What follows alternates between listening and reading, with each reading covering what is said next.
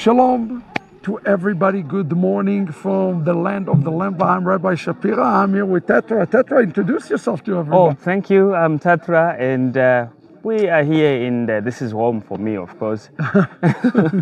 Yeah. Well, this has been significant few days for us, and today we want to give you a little bit sneak peek of the life of the Lembas. Oh, yes. So Tetra, first of all, where are we? Maybe we can start by just talking to us and tell us where are we? Okay, so And everybody watching us kind of know oh yeah. a little bit.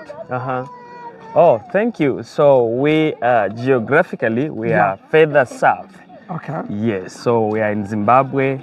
That is Africa, Zimbabwe, and on the southern part, Okay. and specifically in Masvingo province. Masvingo province is the home for the Lemba people, which is also known for the magnificent infrastructure of the great Zimbabwe House of Stone. So maybe we can, just for sake of education, talk to everybody. Who are the Lemba people? Maybe you can give a brief history course as kind of we walking through this, smelling the smells here and so forth. Who are the Lemba people? Why they're so significant and why this is so important, the work that is being done here? Oh, thank you. So the Lemba, they are known to be the sons of Sena, or the children of Sena. And they come from the third son of Jacob, who happened to be a Levi. And they moved to Yemen at some point in their history, and that was after the Babylonian exile. Then at some point later again, they moved into much inland Africa, and later on they came through Sofala, which is today in Mozambique, Beira, or Port Beira. Then from there now they spread into the southern part of Africa, which is mainly Zimbabwe, South Africa, and these other neighboring countries. Okay. Yes. So they are here, and how much closely related they are to the Jewish people? Oh, they are very much related, because if you check in almost everything they do, of course they may have left a few things and maybe have had some things assimilated. That looks good. If Doctor, you see check what's cooking. Oh, this pot is meant to. It's a local invention. It's supposed to stand on its own. Oh. And then you can cook. When you're saying they're related, even in the method of cooking, right? Oh yes, in the method of cooking, Can yes. you give us some example? Very much. Like according to the Lemba culture, you cannot. Oh, you want to check in the pot? Oh my goodness! What is that? Check in the pot. Ask her what she's making. Ask her what she's making. That's beef. Yeah. Wow. No. Ask her, like, for example, they never cook pork, for example. No, they can't. You can, even to mention the word pork here, it's abomination, it's right? an abomination, yeah. My goodness. It's never, you will never even see it anywhere in the community. My goodness. Let me smell it. You want? Smell good. It smells good. It smells good. What about meat and dairy? Oh, so for that one now, according to the Lemba tradition, you can never use the same pot for meat and dairy. Which is very interesting. Yes, you cannot mix the two. So do you see a lot of Jewish type of Jewish halachic things here? Oh yes, there is a lot. If you are familiar with Jewish halakha, you can see halakhic activities among the Lemba quite often. For example, the shchita. Let's talk about shchita first. Oh, that one is, so when you look at the shchita, you need to find not anyone else is allowed to do the shchita. So do you have some unique specific person in the we community? have who is actually designated to perform such. It's like a shochet. Yeah, the shochet. So each and every... What about draining from the blood, for example? That they do too, because you cannot eat anything with its blood on. So even when you look at They follow everything. You cannot eat anything strangled. And so, of course, sometimes we donate to the goyim. Then they come and get, because they say don't touch the corpse. Oh, so wow. the goyim have to come and carry it and take it wherever they take it. Yeah. Stunning. Indeed. Let's go say hi. I noticed the men and the women are separate. Is that normal kind of for men and women to be separate? They have to be separate. Yeah. That's very yes. That's very Jewish as well. Yes, even when you notice, even by the graveside. Yes. There was also this. They're completely separate. They separate. It's amazing Jewish tradition. It's a lot. Yeah. So we are seeing all this tradition. Now I understand there was a major. Yes. Now we can interrupt these ones now. We can. Someone was praying there so that they divide the clothing for grandpa. Yes. We'll talk about grandpa here in a minute. Yes. But talk to me a little bit more. This is amazing traditions. Yes. There's anything other cool Jewish tradition that the Lemba have? Oh, they do. Okay, I'll tell you the ancient one, which of course the modern day Lemba don't really pay much adherence to it. But what in some communities they still do, like in Sofala and these other places in the eastern part of Zimbabwe, they still do, whereby when it's Sukkot season, they go and live in the booths. Usually that's where their farmlands are. Yeah, so they go and stay there for 8 days in honor of Sukkot. Oh my goodness, that's nuts. Yes, they do. That is wild. Yes, and for some, they don't build the sukkah just on the ground. They build a little bit higher for the wild animals so that they are safe from. You know, it was very interesting. Yesterday, there's a doctor here. He reached out to me, said, I do a lot of Brit Milah. Yeah, he is. Brit Milah one of the community is given, right? Yes, they're all doing Brit Milah. It is given. There's like a Eliched that they do. So those are some of the leaders of that. Him is specifically a mochel for the community. He's not the only one though. And he asked me, I want to learn all the proper blessings. Oh now. Yes. So this is becoming serious, right? Yeah. And for me, I was excited to see him talking to you because I know something good will come out for the community. Amazing. So. Obviously, we had a legend, giant, who passed away.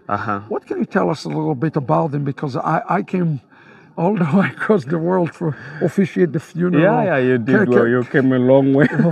We're actually impressed you made it. We are really grateful, My goodness. And by the way, I was talking to the community in South Africa. They are actually thanking you. I haven't told you yet, but they're actually thanking you for honoring Africans, for coming all that far. And not only that, but to come and live among them. That's they really treasure. So I'm this blessed. Is coming from South Africa. Wow, blessing. And of course, blessing to the brothers in South Africa. Maybe give him a blessing for Shona from me as well. Oh, yes, in Shona. Yeah, give it to them. So Rabbi is saying, Ma'ita Basa. Oh, you do that. Okay, Rabbi has finally chosen his clan among the Lemba. He says he's going to be Sarif. So exactly. He's Mzamai. We just send love to all our Lemba brothers. Tell them right now. And just tell them in Shona right now from me that the Lord have a plan for all the Shona people, for all the Lemba people worldwide. Thank you. So Rabbi, vatindikudze mururimi rweshona kuti Mwari vane urongo wakanaka kuvaremba vese all over the world. And you know the history of Rabbi, if you trace the history of the Lemba, it's interesting. Some went to Haiti, Brazil, Jamaica, United States. There are lots of them. There's a sister in the US. She said, I've been researching who I am, and guess what? It takes me to Gutu. So she came here. I have a controversial question for you. Do you think there's also a relationship potentially between African Americans to Lembas? Of course there is, Rabbi. I can prove that. I've been writing lots of materials on that. So there's a lot of evidence on that. If you knew what happened to during the period of transatlantic trade, slave, that's exactly where the story. So we even have our parents has always told us that we had people in the community were taken in somewhere Lemba. Incredible. Obviously, they ended up in these places. America being one of them. Amazing. Yes. We want to talk about it more because obviously, and I want to stop. Masia, come on in for a second. I see Masia. But see, I know you're organizing for Shabbat. We don't interfere. I just want to introduce you to the community for a moment. Here, I put this on you. I put this on you for a second. Oh, I can give him mine. You can. Yes, That's let me give okay. him mine. Marcia, we're just talking a little bit here about the history of the Lemba, and young Tetra is giving a lot of explanation a little bit. So you're one of the elders of the community. Obviously, communities suffer great loss, great loss. Tell us a little bit about the desire to return back to the Jewishness, the Jewish roots of the faith here, and what even transpired with the funeral and everything, from your perspective. From my Because I know this morning you came and told me, wow, this is what the people saying. But I would love to hear it from you a little bit. Shalom. Thank you so much, Rabbi. It's unbelievable to know that we are now doing the restoration process. You see, last night or even yesterday, during the funeral service, people were eager to see and to learn about the Jews. How do we bury? How do we celebrate? How do we any activity to be done by the Jews? So it was amazing. Today, early in the morning, some of the elders, they came to me and said, "No, you guys were so impressed by the way you guys conducted your burial. We were so impressed. We learned a lot." And for your information, there were about 3-4 guys who were recording. They recorded the whole funeral service. Wow. Especially the burial, which was so new to us. It was new to everybody, but they were excited about it because it is part of the Torah. It is part of the Lemba people. So it was revamping, restoring, uplifting the Lemba tradition. And we are talking about this because, I'm listening to Tetra saying we have this tradition in the Lemba culture, and it's all stem in a root from Judaism. Yes, a lot of it. How important, where are we at? So people don't understand. We didn't have the electricity. We fixed the electricity. We also put the internet. How is it affecting the community from what you see? I see the young people going crazy. Rabbi, tell me from your perspective. From my own perspective, you saw it yesterday. Everybody was excited. Talking about the power system, no electricity, but the power is very, very strong. Now, from power, soon after power, here comes internet. One of the strongest internet ever produced in Zimbabwe. Starlink. So it is unbelievable. It is amazing. It is fantastic to have these things. Now people, the young couples, the young kids, they are now able to learn Torah. They can even share. Now, soon after the internet, there's a big screen. And a very big screen. Thank you. We put the very big screen. We put the which is being used for the lessons by these the Timadin. Yes. You see, so talking about, according to, the community's perspective towards this project, it is amazing. It is amazing. Really, you can't imagine having 2 solars. Incredible. The power is too much. And one thing that touched my heart yesterday, I talked to the kids. I said, so tell me about Shabbat. So they said, well, we are learning, and then in Shabbat, before the elders speak, we tell them what we learn in yeshiva. Every week, we tell them what we learn. They do that every Shabbat. Every Shabbat. We give them about 35-40 minutes to teach us. That's amazing. Yes. And they're doing great. Talent and Solomon. They're doing great. And we are impressed. We are seeing a great change. Even the young kids from 5 years up to 10, they can sing a song in Hebrew. You hear it tomorrow. You hear it tomorrow. Even the alphabet. I have a big news for you. We just gave the license to the community now, not for the age of Solomon and talent, but the ages from 5 till 11. We have another yeshiva for children. And now they already are set up. So as early even as tomorrow, they can start with the children with another yeshiva. So this is very exciting. That's good news. The elder, may his memory be blessed, he really desired to see the children. He was kept telling me, let's do it for the kids, so this generation will grow up differently. Talk to me about this. How many kids we have here in the villages? Rabbi, to tell you the truth, or to tell you, everybody should know the truth. The late elder Mfanebaza, he was zealous about the youngsters. Because he knew that is the foundation of Jews. That the foundation, if they don't know Torah, That's it. we've got nothing. There's no future. But now, consider seeing the number of the kids that we have, we've got about up to 40, 50, they can help them. So Amazing. imagine 40 kids learning until the age of 12.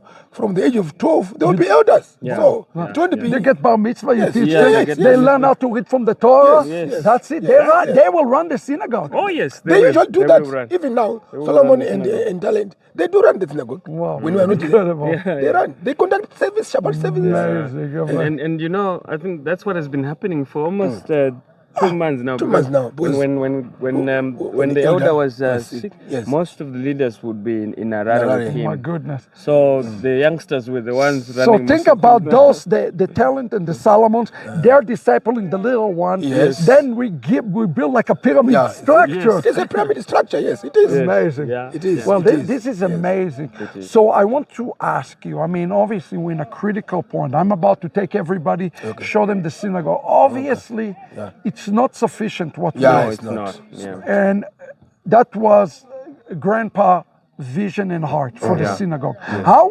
important it was for him, for us to have the synagogue here. The synagogue was very, very important to Elder Mfanebaza. From the day one, from the year 2011, he was waiting for the building of the synagogue.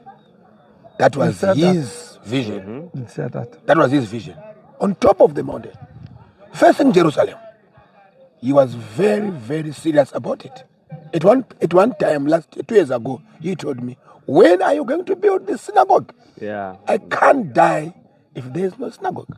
Man. But if there are plans for building a synagogue, that is fantastic. It will be great honor to our Elder Mfanebaza. Yeah. And the whole community and the entire, even today, some of the elders, they asked me, "Are you two guys going to build this synagogue?" Yes. And then we said, "Yes, obviously." That's why you see Rabbi It's no is longer here. a secret now. It's no longer a It's no secret. longer a secret. It was a secret, but today and in the near future, it's no longer a secret. And when the synagogue will be built, people need to understand this is one village, but there are other villages Oh, around. yes. We've Right? got about 8 villages, 10 villages surrounding this area. Yeah. So this place is taken as the center of the Lembas people. When Amazing. we are doing the circumcision, we all come here and we Amazing. do it nicely. We assemble here. We read the Torah, all the 5 books of the Tanakh. We read it. Incredible. Yeah. Incredible. Yeah. Well, listen, we're thankful for your time. thank you so much. Elder Masia, thank you. We need to do it. And that's what you're hearing. Yeah. He's telling you here today, we have a lot of youth, a lot of young people, and they're all hungry. They all want to learn. So the internet opened a huge possibility. We have the material, we have the right people. Now we just need the funding to get it done.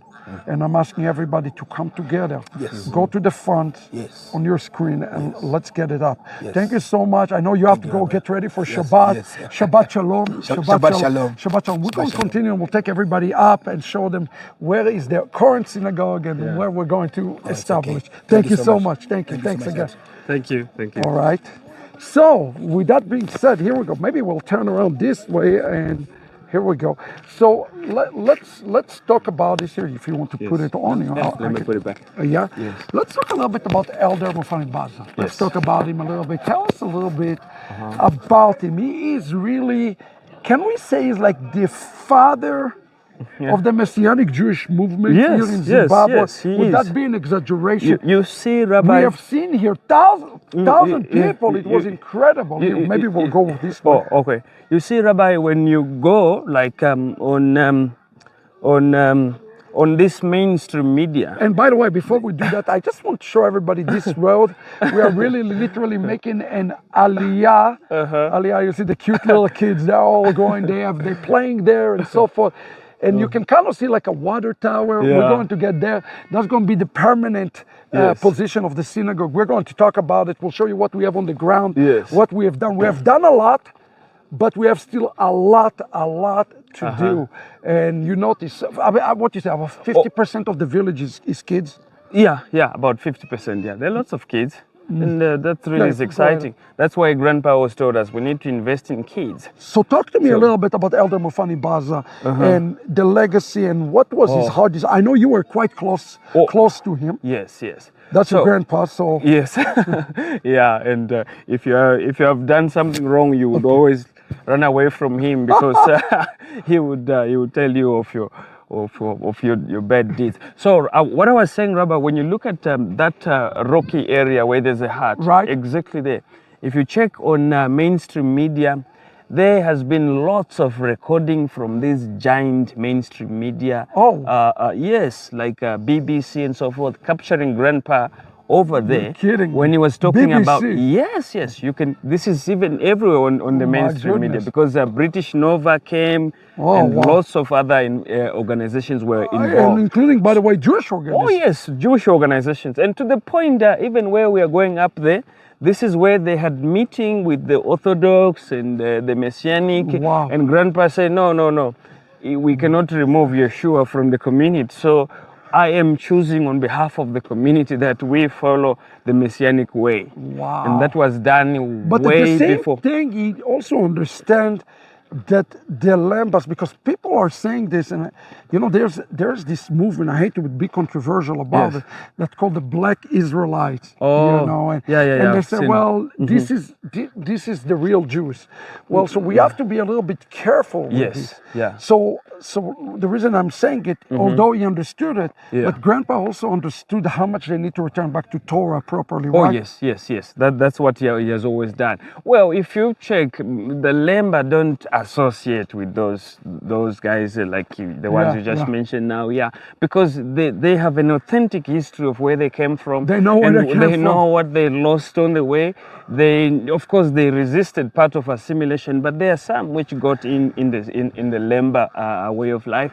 So Grandpa and these other leaders were trying to work on that and see how they can return to the pure Jewish way of life, without really trying to cause unnecessary drama like what we are seeing today with these other movements. But it was amazing because I know the Orthodox came here.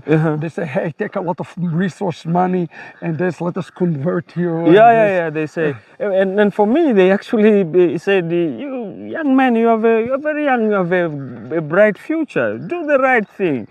Come to us and but we wouldn't do that because Grandpa was always leading us. Oh, the girl. Yeah. So here there used to be a huge playground. Right, that's what I remember. Yes, and those are few remnants of the equipment for the playground. I think we need to build another playground. Another one, another playground. Yes. Or maybe soccer field or something for the kiddos. Yes. So I'm noticing we are kind of ascending up. Yes, we're being going up. But just to understand, so Elder Mufana Baza passed away age of 86. Yes. You and I were here, this last conversation I had with him, and he said, please get the replacement. This is, friends, I want you to see, this is the quote-unquote Beit Shuvu synagogue. Yes. It's a humble structure. Yeah. But we have done a lot of things here, right, Tetra? Yes, we have. It's amazing what we're able to achieve here.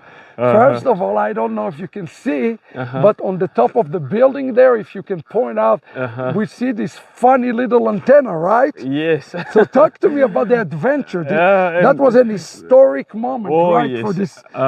Talk to me about that. So that one is actually Starlink, that little antenna on the building there. We were the first one in the radius of a couple of 100 kilometers. Oh, yes, to put that one. Yes. And it's really working wonders because it changed. Can you say it changed the community? It really changed the community, So when you look at that, of course, many people now are copying us. They saw the model is working very well. Okay, I don't know what they use it for now. But that one, when Rabbi brought the Uri program and the scholarships, it was difficult now to get the students from Gutu get involved. So the only solution came later on, and that was Starlink. So here the guys, they come, they plug in their laptops, and they do school, and they're doing wonderful things with the school. They told me yesterday, by the way, this is for everybody benefit. This is Beit Shuvu Messianic Synagogue. Now, this building is in a bad shape. Yeah, it is in a bad shape. We have a leak here and this. We cannot bring the Torah here. Yes. Which is ultimately what we want to it's get. It's even smaller also for the community, the building there. It's like tight. when you're having Simchat Torah, you start debating, should you bring the Torah? Yeah, because there's no space. Yeah, we don't. Actually, let's show you how humble and small it is inside. And excuse the mess, we had a lot of people here. Yeah. But just to show you, and we can talk about this now, the plans. So we have done a couple of huge things here. Come on in. So we are inside, and you can show them a little bit up and down. This is not even a permanent building. But we have done some things we're really, really proud of, right? Yeah. Talk to us about this. This is a game changer. So you see, from I think for a day plus now, this, of course, they switched it off a little bit in the night. This machine, you never run out of power. There are 2 batteries here, but they are lithium and they are extremely powerful. And they didn't have power before. They didn't have power before. Power was a major challenge. So this one can run anything we want related to the equipment and so forth. And of course, when we build a bigger synagogue, the plan is to increase this so the wattage can become bigger and now be able to supply everything. But in the meantime, this is exactly what they needed, and they got it, and it's working perfectly. That is good news. Exactly. Even yesterday, you saw everyone speak on microphone speakers. Amazing. Because of this power we had. We didn't need to bring a generator like we used to do in the past. So we got laptops, we got power, we got Starlink. And what is this? Then we have got a screen, and guess what? The Shabbat school, the Yeladim, they love it. Because here they do a lot of lessons, and Rabbi has brought up quite some very good material. So they'll play on the screen here. People, it's more like a classroom, like a Beit Midrash. So that's going to be our ultimate classroom. We're going to turn this entire place into a classroom, to a Beit Midrash. Obviously, we want to paint it, to do what we can put desks, chairs. Strengthen this place a little bit so that we can use it for the glory of God. But it's used, right? They meet here every Shabbat. Yeah, they meet every Shabbat. And this is where we're going to have Kabbalat Shabbat in a few hours to come. Yeah, that is amazing. That is amazing. And here's the thing that everybody has to understand. When we get like the feast of the holiday, this is not enough. It's not enough. Imagine you want to have a Seder, Pesach Seder. No, it's almost impossible, but you have no choice in the moment. Yeah, exactly. So this is why we're calling upon. I remember pictures when people were even completely outside. Yes. And by the way, just look at the view. Look at this view. I love the view. It's like healing to you. It is. We're actually on the top of a mountain. Which is amazing because Yeshua teaches us a city that is to build upon a rock, not upon the sand. And if you look here, look at the soil here. It's a rock. And that's where we discover the surprise, right? Yeah. Because the heart desire now, and I'm talking to you because guys, listen, we need money. I don't know how else to say it. No, that's the only way to say it. That's the only thing that's stopping this. We have everything except the money to implement that. To implement this thing. And that's why we're coming to you today, because it's a rock. It's on top of a rock. Remember the story about but maybe before that, talk to me a little bit more about the Lembas. It's fascinating. Talk to me about some of because people said, well, maybe it's just an oral tradition and so forth. What about some testing that they did, DNA testing? What can you tell us about that? They, of course, that is critical information. Yeah, they did. So when, you remember, Grandpa was working from, of course, he was a pastor in the church, and he was also the headmaster at some point. Then he realized, because he has always been very, those strict kind of Lemba, that's the category Grandpa is. He will be like a Pharisee among the Lembas. He's like a Pharisee among the that's how they perceive. He's very conservative. Yes, he is. He wasn't playing around. No, he wasn't playing around. Very Even godly man. For us, he was very difficult when it comes to the things of tradition and the things of Hashem. So what he then did, he left where he was pastoring and building churches. Then he says, no, we need to do it the Messianic way. Wow. So nobody really know how he got this vision to bring about the Messianic way. Wow. So that's when he started, and it was around 1997. I think I should have been just a baby. Oh my goodness. So that's when he started, and he started working on it. By around 2002, he was sure now about what he wanted to achieve. Amazing. And he started now. Were they already here? Yes, they were already here.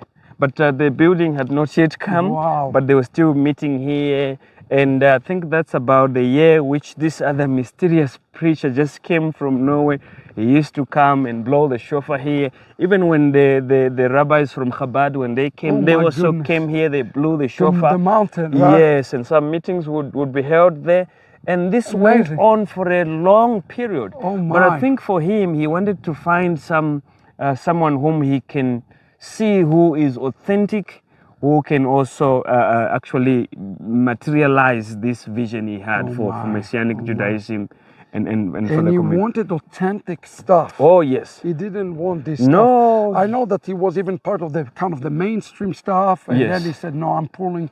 It's not. Yes, it's not, he pulled it's out not because of- conservative enough. It's not.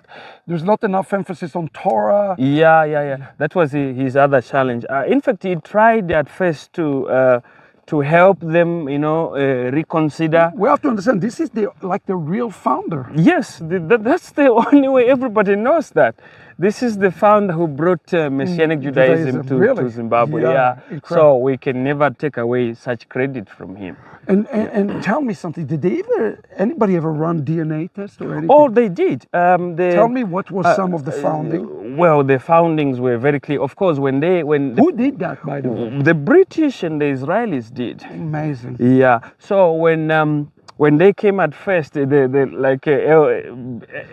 elder and grandpa and the rest of his age, they were there. They are the ones who were saying, Rabbi has done well with what he did. This is very acceptable, and we are very happy. So now we are waiting for the synagogue, because our brother was always talking about the synagogue. Now he's led. So they feel like it's upon them now that they should make sure the synagogue is there, because those are grandpa's league. They are elderly. So it's also exciting. And this generation is now gone. No, they are gone pretty much. Yeah, they are gone. It's just a few individuals here and there, and they serve like a community custodian. So when the British and the British Nova and these other guys came, they said, we are seeing signs that you are Jewish.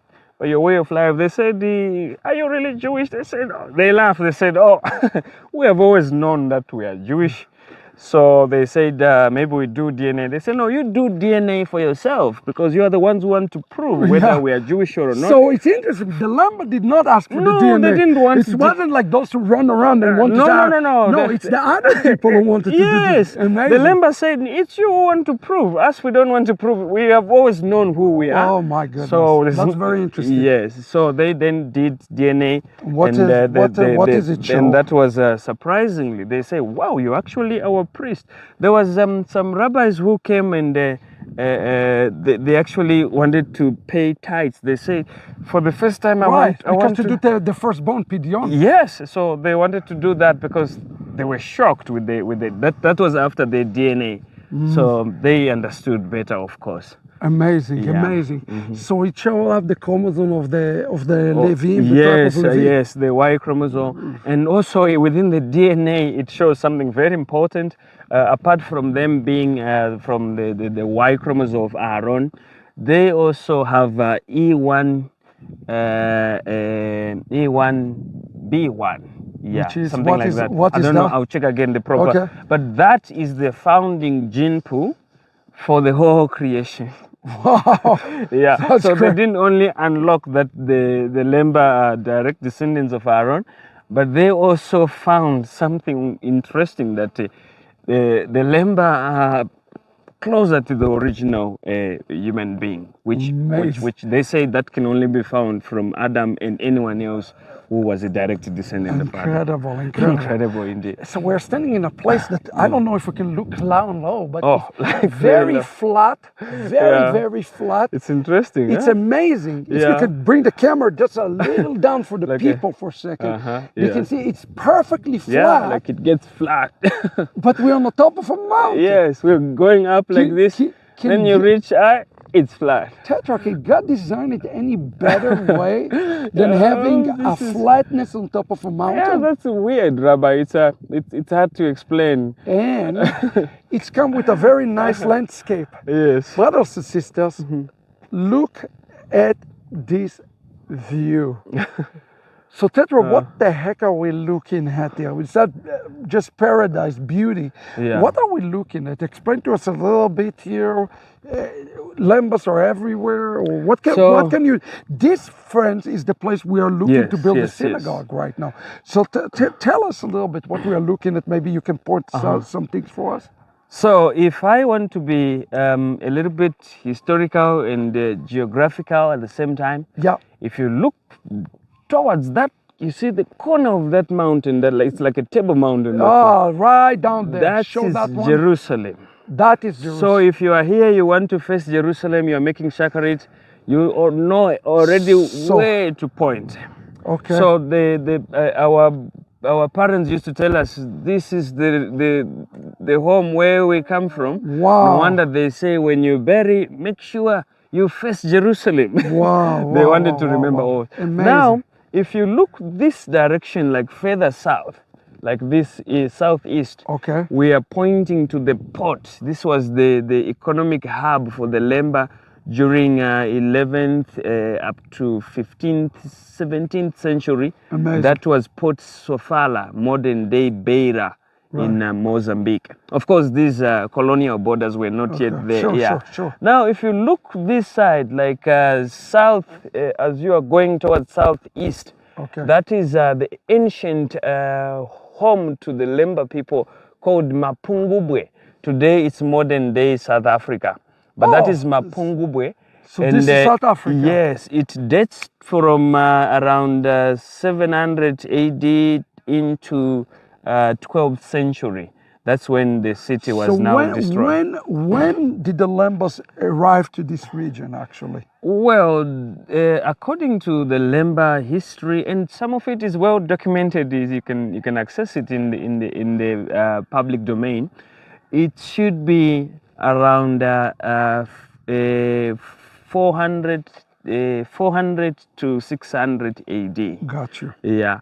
So this is when now, by around 900 AD, Mapungubwe was already there. And Port Sofala was already functional. The Portuguese now came later. They started doing a trade. The Lemba were they were blacksmiths. They had irrigation technology by then. If you check especially in Manicaland area, you would see, especially by those the Lemba also had a secret, like those the boats which we built for Sukkot. So they built them out of stone. So they go underneath. They are called pit houses today, pit structures in the eastern part of Zimbabwe. Those were built for it. So from there, we are able to reconstruct the history of the Lemba and tell, even now I know the other countries where the Lemba are, they are not even called Lemba. Here they are only called Lemba in Zimbabwe. In South African province, they are called Varemba because people there speak Venda. It actually means foreigner because we were foreigners when we came here. I just learned something new. So they are not called Lemba. No. The word Lemba appeared later on. They are the real name for the. What does Lemba mean? It's a mean foreigner. Foreigner. Yeah, okay. It means foreigner. But in Ethiopia, they are called by their original name. They are called Sena. Or they are also called Sena is related to Yemen, right? Yes, it's remained. No, not before. The Sena in Yemen was built after our grandfather. His name was Sena. If you can read this from the book of Nehemiah, you can read it from the book of Ezra. The sons of the Sena are the ones who built the city Sena in Yemen. Wow. I have lots of evidence to prove that. I've written materials on the same subject. Yeah. Okay. Amazing. So in Ethiopia, they are called Beta Israel. So there's any relationship within the Beta Israel? We are one, and at some point our parents used to speak Ge'ez, the ancient language. Yes, they used to speak it until That's a language that's also attributed to the Kohanim, by the way. Yes, of course, yes, and they tell us that's our original language. Interesting. That's what they say. Wow, amazing. So amazing. the Lemba in Ethiopia and us are one. Wow, incredible. Yeah, but they say there was another tribe which moved inside. Tell me, so we're talking about all this history, and obviously we have many more Lembas all around here. And we're standing now in a place we are desiring to build a synagogue. Yes. In your humble opinion, yes, Rabbi. Not to be sensationalist, but honest, really honest, do you honestly believe that the synagogue here will make that big of an impact? So I will give you a historical approach kind of response. If you look back to the history of the Lemba, they had all these other places, ancient places, but they made what is today called Great Zimbabwe as like the center for everything, economic and spirituality and so forth. So when you look at the position Gutu is today, especially where we are, this is like serving the same similar purpose, whereby just over here, not less than one hour drive from here, there's a huge Lemba community in Bohera, and so when you have here, you are like in the central point where you should have such kind of massive structure, and it will then serve these other communities. Not only that, if we drive like in maybe 2 hours heading south, heading west, we are in Jerera. This is where even most of the people from my clan, the Sarifs, are actually found. There's a huge community for the Lemba. If you drive further this side, there's Bikita. There's a huge community of the Lemba. If you go down this way, just here in the vicinity, Magombedze, Mataruse, lots of Lemba this side as well. Amazing. So when we are here, we are in the central place, and it makes sense geographically that if you have such a massive infrastructure and spirituality, it can serve as a hub administering all these other locations I'm pointing to. Amazing, amazing. Yeah. So you do think it's going to make a huge impact? It is. There's no doubt about that.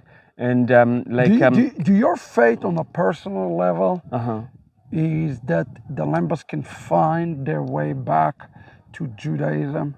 You know, Rabbi, I always stubbornly tell people that the reason why you find the rest of maybe other Jewish people doing funny things, I blame the Lemba for that. But for the Lemba now, to reach to the point where they should teach Israel how to walk, because that was their job. They were supposed to instruct Israel on the way, on the Torah of Adonai. But for now, they cannot do that until themselves return. Yeah. So I see clearly that there will be a point when the Lemba will return and claim their position as Kohanim. And when they do so, there will be, proper things happening in the house of Israel. Wow. Yeah. May we pray for that. Amen. May as we pray every day in the Shmona Esrei prayer, may Hashem return the ingathered, the exile from the house of Israel. That's our prayers, friends. Yes. This is a powerful thing.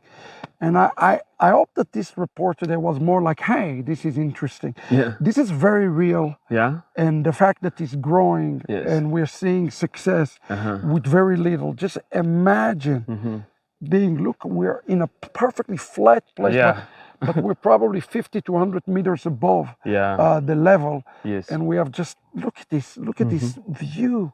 We have an opportunity. We encourage everybody today to do the most Jewish things, especially during those times that we're in right now. And let's build it. Yes, let's build it. Hashem will bless it. Amen. Okay, thanks. Thank you so much, Tetra, for excellent shiur and this is a beautiful opportunity. Hashem has. It is. God bless you, everybody.